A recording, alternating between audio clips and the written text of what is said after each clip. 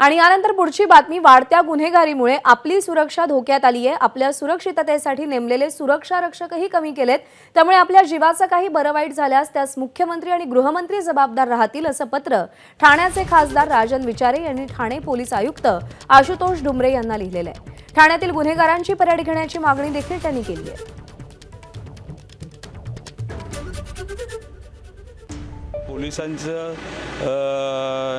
समोरच हे दिवसाढवळ्या होत असेल तर मला वाटतं ही चांगली बाब नव्हे आणि म्हणून या ठिकाणी या गुंडांचा बंदोबस्त करण्यासाठी या ठिकाणी आपली कडक पावलं उचलावी यासाठी त्यांना निवेदन दिलं आणि त्यांना सांगितलं की उद्या काही झाले ती जबाबदारी आपली असेल या दृष्टिकोनातून आम्ही त्यांना पत्र दिलेलं आहे आणि आपलं शिवसेने उद्धव बाळासाहेब ठाकरे यांच्या वतीने आज जिल्हा शाखा या ठिकाणी आज आम्ही निवेदन दिलेलं आहे। एबीपी माझा, उघडा डोळे बघा नीट।